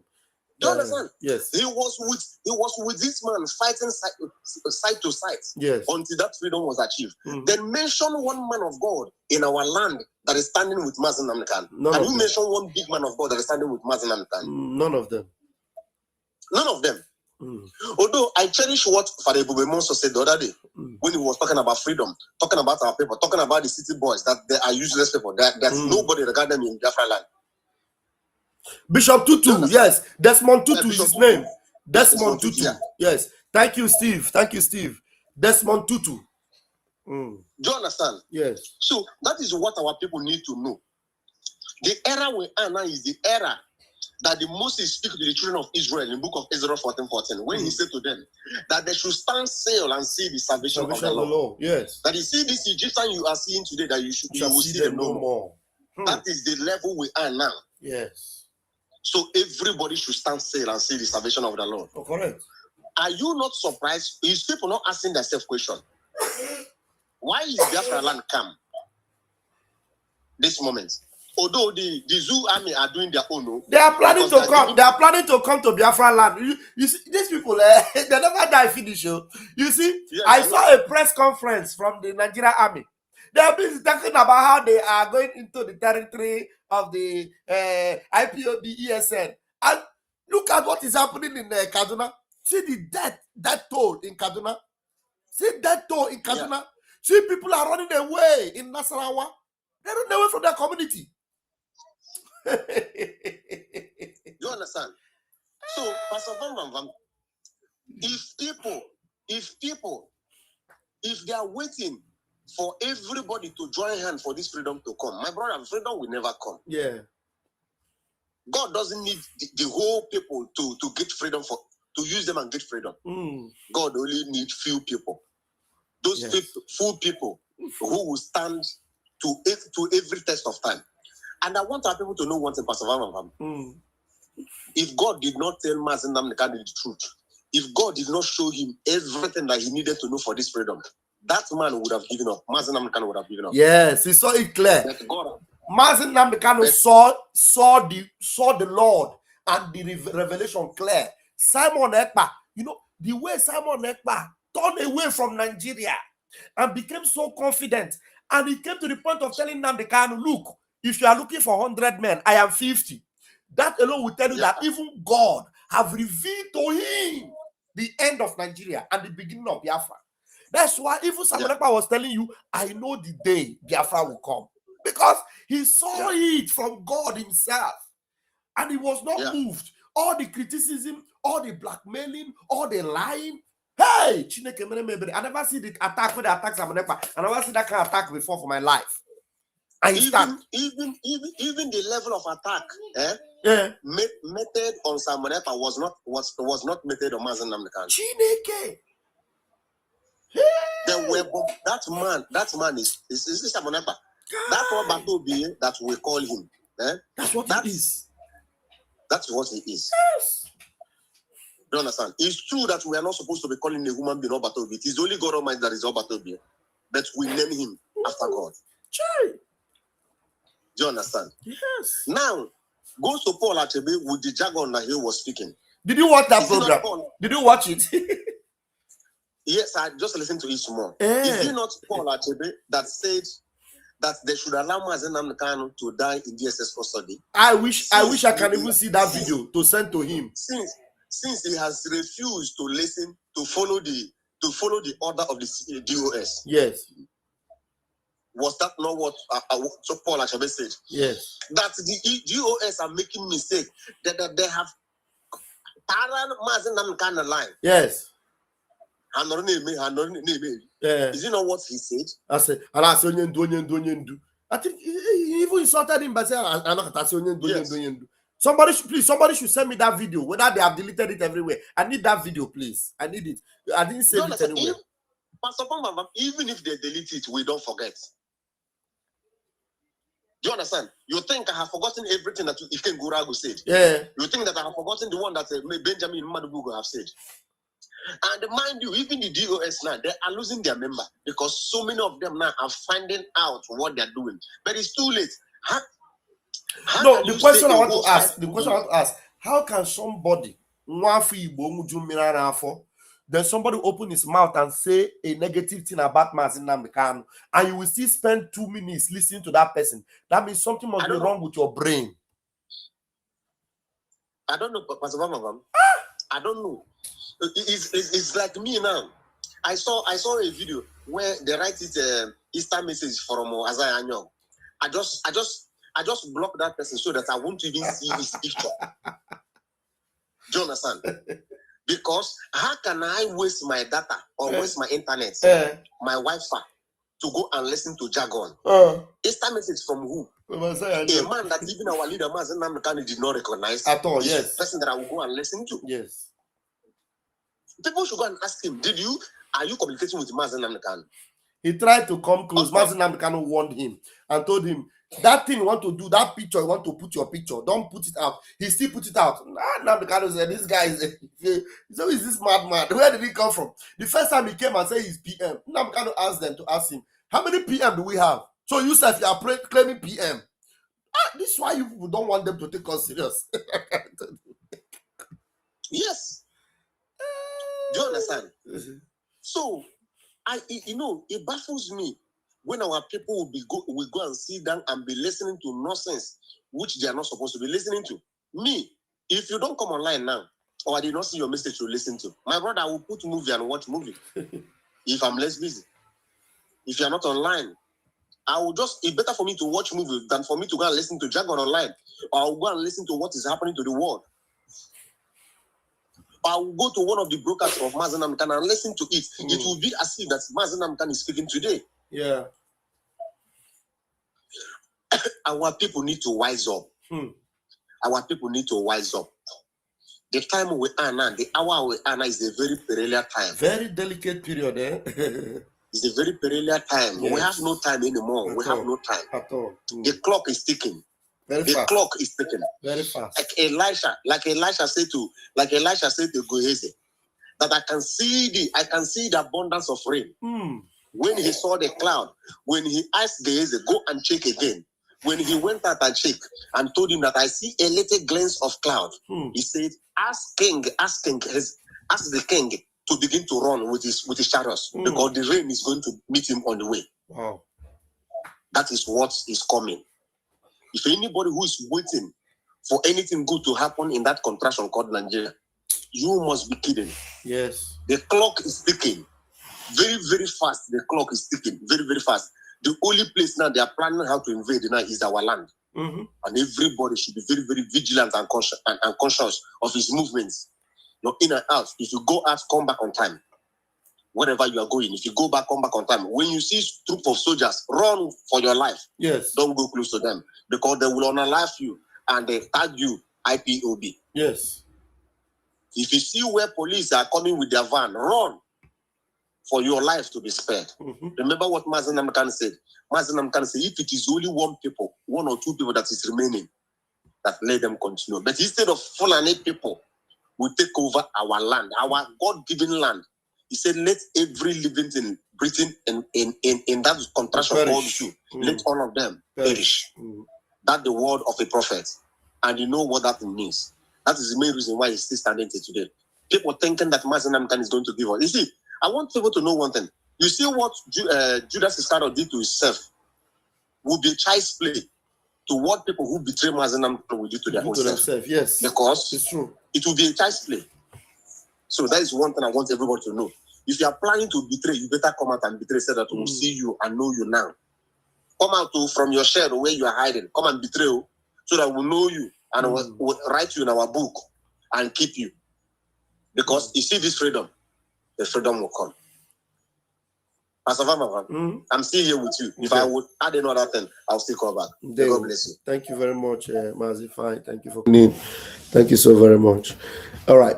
So I want us to listen to this message of Mazen Namdekanu. Please, guys, remember I've pinned the link on my YouTube channels. So those of you watching, you want to come in, please do well to come in. If you feel like you want to call and make a contribution, let me allow the number to be rolling down on the program. I think I've not.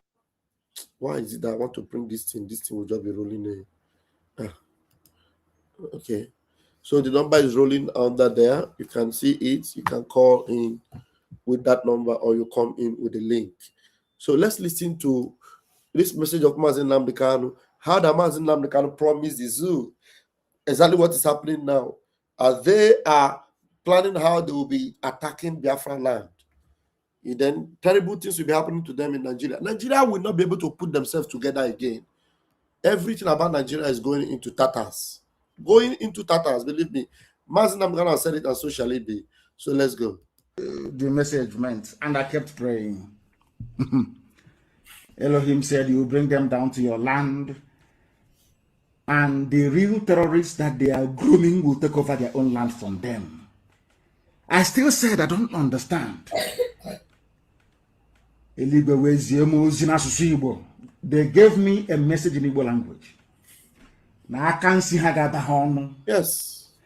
That hand with which they've tried to feed poison to others, they will put into their own mouth. Yes. It shall kill them. Yes.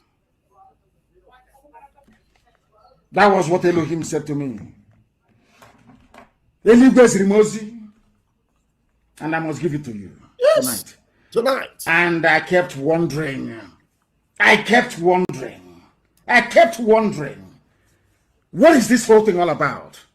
Until it started happening. I want to give you a very clean, fine example today as to what heaven meant by keep doing what you're doing, draw them to the east, and I will hand over their land to vandals. And vandals are now in their land eating their flesh. I'll give a very simple example this evening. A humanitarian crisis is brewing in Zulu Emirates, in Kebbi State. Listen to the name. School today. Bring your pen and paper, I said. Bring your pen and paper, for goodness sake. And note everything I'm telling you. They said there is a place called Zulu Emirate. Emirate is the word I want you to note. Write it down. In Kebbi State. Their villagers are fleeing their communities following the invasion of armed bandits. The way Guardian newspaper put it is this: thousands flee Kebbi communities over invasion by armed bandits. There was a brother of mine that wrote something today, which, with his permission, I will quote. Obonna, he said, all the demons of hell must overrun the north. That Elohim said, that he has unleashed, that he has opened the floodgates of hell. All the demons of hell, they will eat the flesh of the Fulani in the north. They send their army, their zombie army, to the east, where they will be destroyed by Elohim. Then the sun will rise over the land of Biafra, never to dim again for eternity. It was today that the full weight of that message that I was giving dawned on me. When I was on air and I was saying that we would draw them to the east, and the real bad eggs will take over their land, I didn't even know what I was saying, but it has happened today. Do you know who Kebbi people are? You don't know, but I will tell you later. The people who are in Olu today fighting, most of them are from Kebbi State. In the Nigerian army. They came to Olu to kill Biafran people. But as they left the north, their lands are being taken over by hardened savages and animals from across the Sahel that their political masters imported into the zoo. All of the army, Nigerian army in Biafra land, you are going to die there. You will die in Biafra land. All of you will die there. Our people don't understand this very message that we are giving to them. But I do hope that after tonight, they will get it. All of you will die in Biafra land, those in Olu, those elsewhere.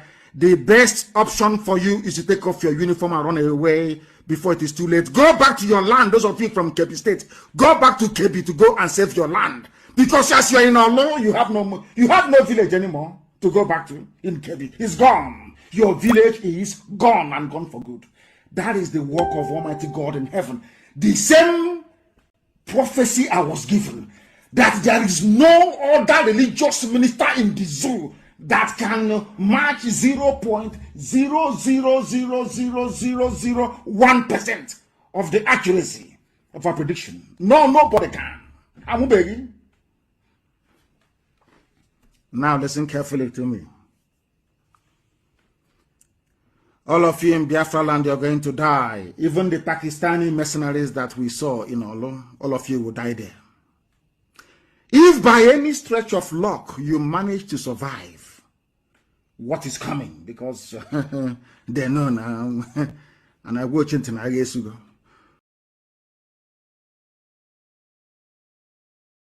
All right, we'll have a caller. Let's take this caller. Yeah, hello, Mazi. Mazi, Dewo. Happy Easter. Happy Easter, my brother. I know my life. Who are there? I know, Biafra. Happy Easter. Yes. Mazi, I'm going to contribute to it like our last call on the British Muslim. Okay, go ahead. Mazi, Emana, the third king of Britain, were Muslim. The third king of Britain, they are Muslim. Life. Wow. From the third king you go. Okay? Yes. Mazi, Emana, na history of Britain aputabo, but here I don't want to make you pick. Mazi, Marandina, only not Britain today. We just Scotland, not Britain, not Britain. You know idea? Because now the third king of Britain, yes. So honor a woman from France, a French woman, a French woman, a gay called then that girl honor where they threw him from a Scottish soldier. Okay, no go had in the Scotland. The woman where they threw him from the man. The day that king now on the sick bed, can I get a few really the secret? When you're in an order, no wrong when I'm way again. No, in Scotland, we rule them forever. Wow. That man, I got Ireland canon. Now I'm of the history of Britain. I got that. Up to today, all Scotland is Britain. Up to today. Scotland is Britain up to today. Okay, and the British monarch who they are Muslim. Yes. I know how enough. From this movement enough. Come again. Your line is breaking. Your line is breaking. I don't know why. Repeat again. Repeat again. It's like Catholic Church again. Catholic Church will form Muslim. Yes. That is why Catholic Church now they separate. Muslim will separate. Yes. Catholic Church will represent sister. Yes. Muslim will represent sister. Only Ghana hey, Elof Goma after this Obradano one. On a no now. The highest mosque in Alabama. If I don't know Mother Mary, the queen of the sun. The highest mosque na Praga. Praga. Prague. Czech Republic. Czech Republic. Again, the highest mosque in Alabama. We had the Mother of Mary, the morning star. Yes. Na mosque. Yeah. Onya batana onweni attack eme na mosque na Muslim pope yebuzo pope condemn we but ana ebu the Christian yana to pope kurogu hey mana anu ana ebe nwena attack na Muslim na mosque pope yebuzo ozbo comment onya batana we do na Uganda they kiss the feet of Uganda president a Muslim man. So I am hearing on, but I had to impose this into us, na Biafra land. Yeah, but I'm pretending to everything. Governor na Fulani take over Nigeria. I need know Islam. If you don't know. Yes. Britain have Africa as a Christian. No. Yeah. Open America na Africa as a Christian. Britain have Africa as a Christian. But when you go na Britain na Africa as a Christian, you're wasting your time. Yes. Britain were a Muslim country.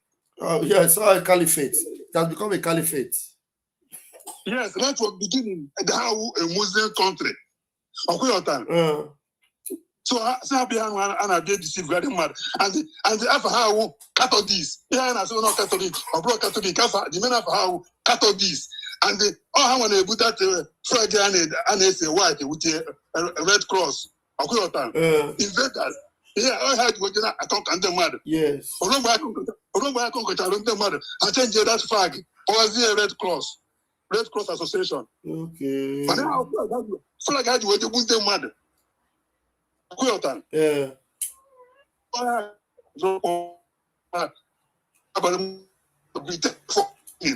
Your line, I don't know. Your line is cutting. Your line is breaking anyway. I don't know network at this area of ma. Hello. I think we have lost him completely. Yeah, we've lost him completely. So let's allow Onyendu to finish. There's a very important message from a concerned Biafran that I will bring to us. I think that will make us, with that will close the service. But meanwhile, let's listen to Mazin Namdekan. Let's go. If by any stretch of imagination you get out of Olo alive and survive what is coming, then look for where else to go to, because your land has been taken over by terrorists from the Sahel. Those of you from Kebbi State in Imo State listening to my broadcast this evening, you are about to pay the price of stupidity. In your next life, if they mention Biafra, you tell your mother not to give birth to you. All of you, you are finished. You are going to die in the one thing, you are going to die in Biafra land. You will die there to start with. All of you will die there. You will die in Biafra land. You are going to die there. That is certain. And by the time one or two of you then may survive, by the time you crawl back to where you come from, let me remind you once what is happening again, where you come from. They say it is a humanitarian crisis. Some of you are in Abuja, some of you are in Lagos writing rubbish every blessed day. Nigeria should be one. We should move forward. We should move forward. The idiots like Obasanjo writing rubbish. But there is a humanitarian crisis. They didn't say it's just banditry. Humanitarian crisis in Kebbi State. Where some of you come from that claim you are serving in Imo State. Who said to go? I told you. I can't see you on. Somebody should translate for them in Hausa language, so they understand what I'm saying. All of you are going to die in Biafra land. By the time one or two survivors crawl back to the north, in fact, you can no longer go back because your land is taken over. It reminded me of what some DSS officers told me in the days I was under their detention in Abuja in the dungeon. One of them confessed to me when he was taking me to court that they are trying to stop. We are trying to stop you because we don't want what is happening in the north to happen in the east. Because even me here, I am from Adamawa. I cannot go to my village anymore. I've been in Abuja with my family ever since. But these idiots are in Abuja trying to sustain one Nigeria. The same one Nigeria that made it impossible for him to go to his village. He is in Abuja trying to sustain it.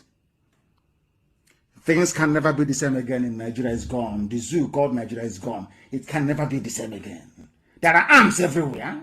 So, this is Mazin Namdekan in 2021 or 2020 thereabout, telling you that things can never be the same again in Nigeria. It is gone.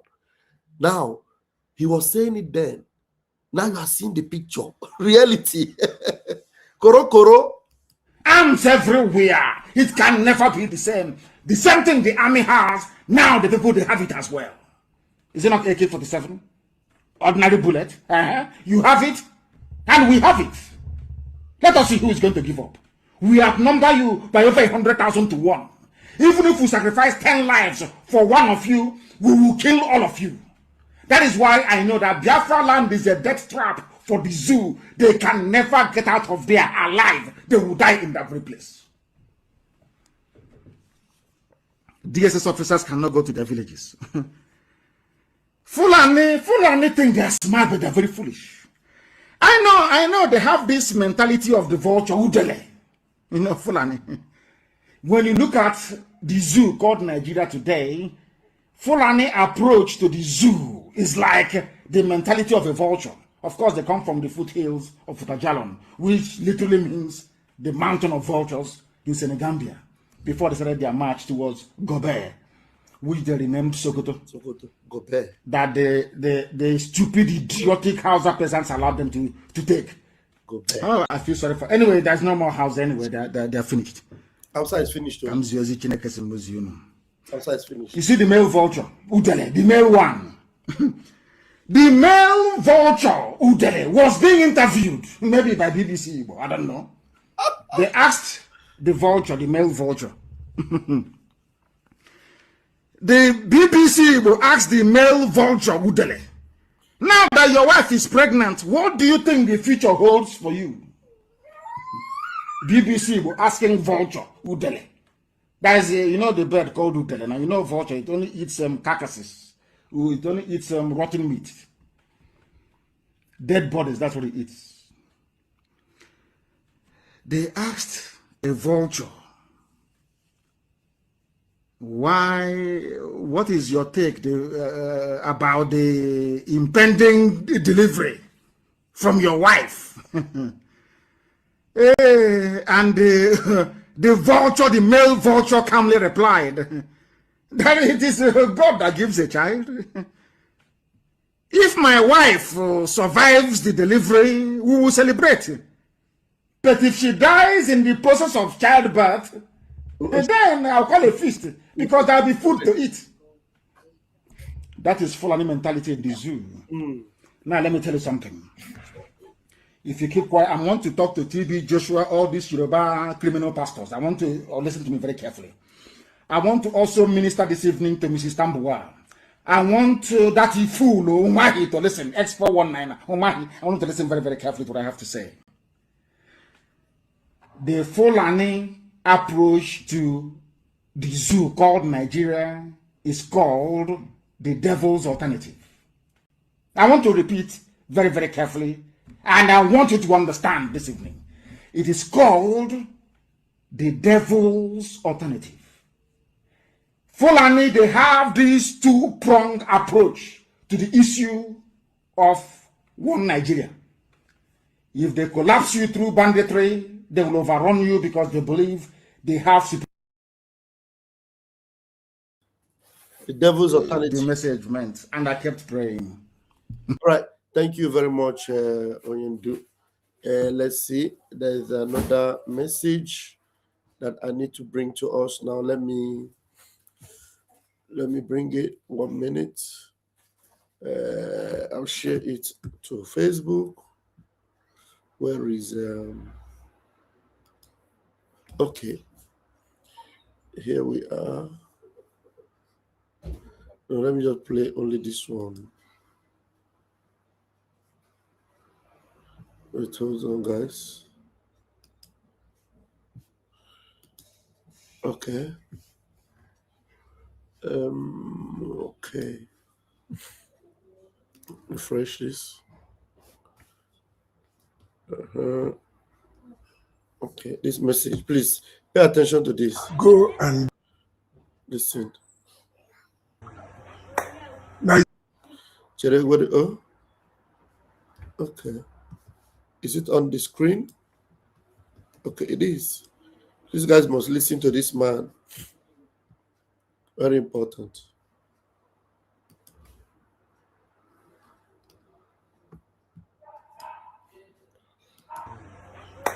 Nigerians, go and get a gun. Forget any purchases or investments you want to make at the moment. Just go and get yourselves a very good gun. As you can see, your president is no longer interested in securing your lives. He is more interested now in getting his second term in 2027. The governor of Plateau State, in whose state a lot of people were massacred, came to the scene in an armored vehicle and refused to even come down from the armored vehicle. And what did he say to the people to reassure them? Oh, we will bury the dead. Nothing was said about justice. Nothing was said about grabbing the perpetrators of this terrorism. Your chief of army staff is more interested in quoting you the prodigal son in the Bible than in apprehending the culprits who are massacring our people every day. I tell you sincerely, go get yourself a very good gun. It is the greatest investment you can have now. Because as it is, we are on our own. The middle belt is decimated as we speak. The southwest of Nigeria, many villages have been sacked in Kwara, Ondo, Ekiti. The press is not reporting most of this because they've been compromised. We cannot look at our National Assembly for succor because those ones, you know what they are. Most of the governors are fighting for a second term, and so they are not interested in your security. Nigerians were on a long term. Go get yourself a very good gun. It is the greatest investment you can make in 2026. God bless you. Nigerians, go and get a gun. I don't think I should repeat it. You have already heard it. That's the message of a concerned person. Is talking to Nigerians, those that want to leave. It's the same thing that Very Dark Man tried to say. You should get something to protect yourself, even though he didn't call it a gun. But you know what they said? They said Very Dark Man have told Christians to start unaliving Muslims. You see the way they change narrative? You know what? Have you not heard stories of how they go into communities, the DSS Nigeria? They go into communities, they disarm the people, and after they disarm them, the terrorists will come, operate, and they will go unhindered. They will go unhindered. Nothing will stop them. So this man is advising you, go and get a gun to protect yourself. Protect yourself. Because when these enemies or these blood-sucking demons come with guns, you cannot fight them back with machetes. Okay? So that's it. I think that's the much we can bring today. Thank you for joining me. If we have more updates, I will bring to us. But for now, as I prayed from the beginning, I prayed for you again. May this Easter you just celebrated be the last you will celebrate in Nigeria. Because we must get home as soon as possible. Because if not, there's a lot of midnights. A lot of midnights. Thank you for joining me today. And God bless you.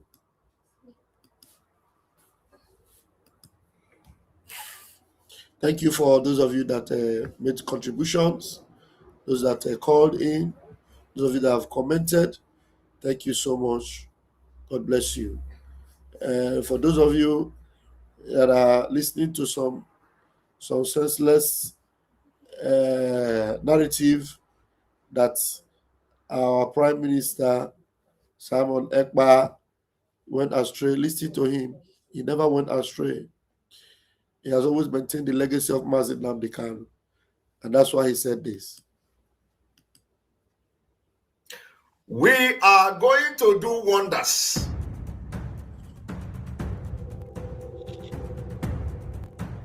I want you all to understand that we are in a very big battle.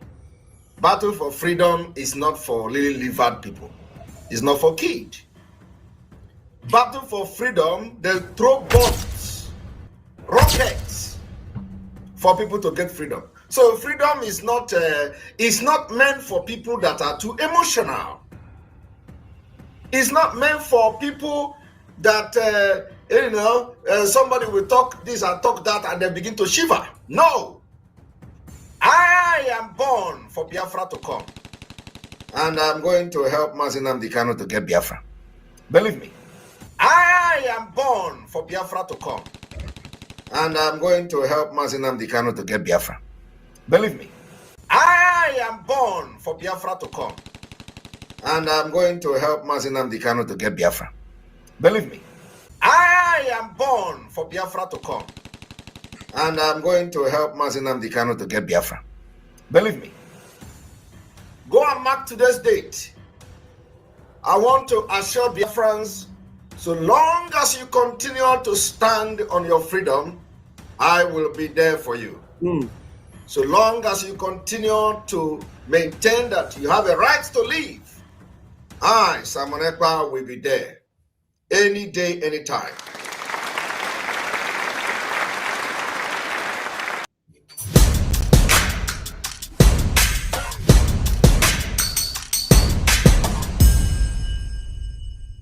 The foundation for the liberation and independence of Biafra has been laid by this government, and it is very, very strong. We build this particular foundation of the liberation on solid rock. Are you not seeing it? We are not shaking.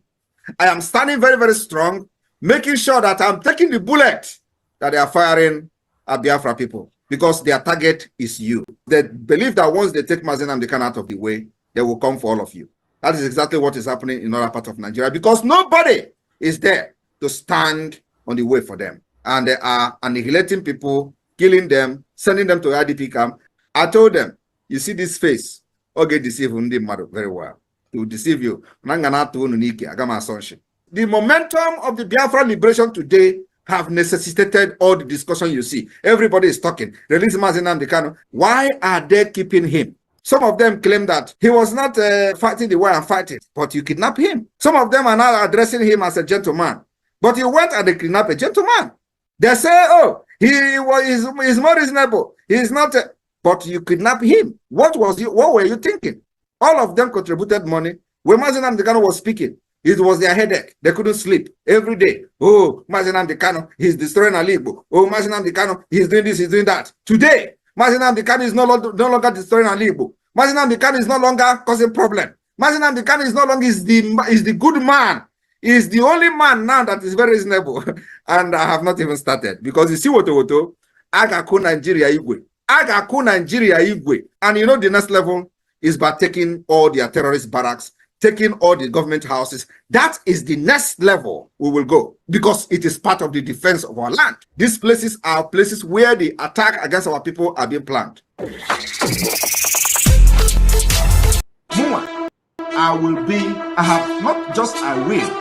I have become your last bus stop.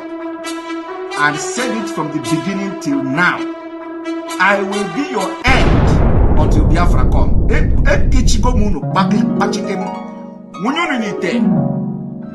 to see you there. Until Biafra will come.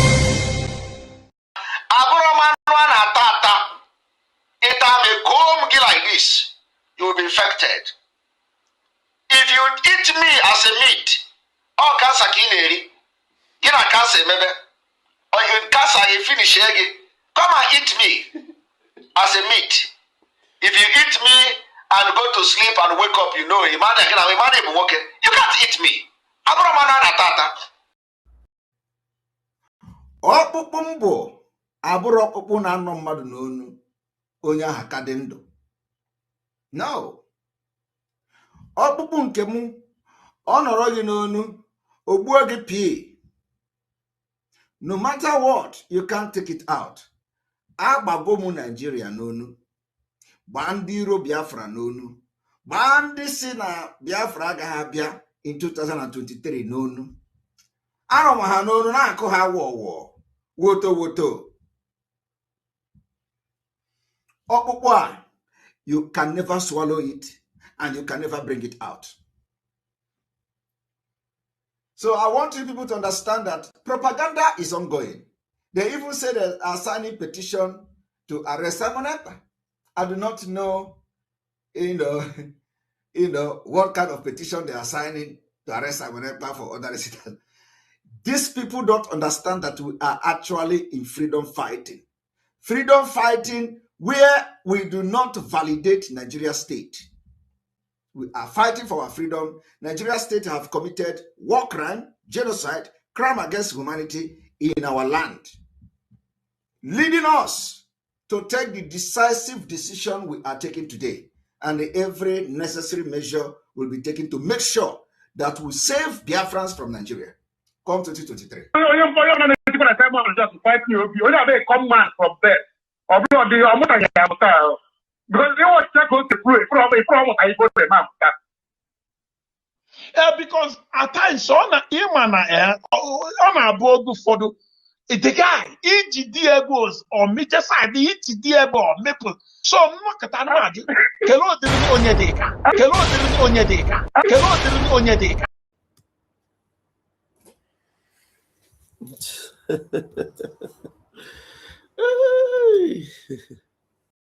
Onye ọbụla bụ onye Igbo ị na-etinye ị na-ewepụ ka a hapụ ịtọhapụ Nnamdi Kanu.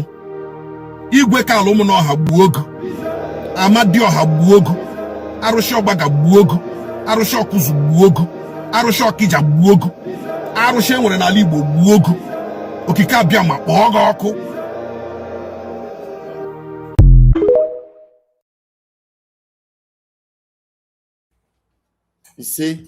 He say, thank you very much, my people.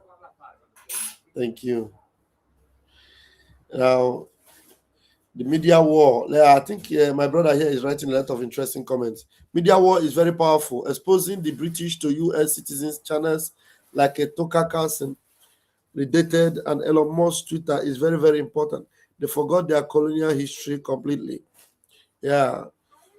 Media war is very powerful. Now they're using media war. You know, they have bought these terrorists. They have bought a lot of all these media gurus. People like Candace Owens and Tucker Carlson, they bought them. They're now using them against the righteous ones. But they have faith. Just like Mazen Namgadu said, I can't see Hagabahon. Yeah, thank you, my brother Boniface. These PM videos are very lively and spirit-provoking. Thank you. Very, very powerful. That's why we keep playing it, to provoke the enemies, to let them know that Odogu is still active. Odogu is still active. The dragon is coming back. Dragon will be back, and there's no stopping him. I love you all. I'll see you in my next broadcast, probably Ototuoma, because tomorrow I'll be working. So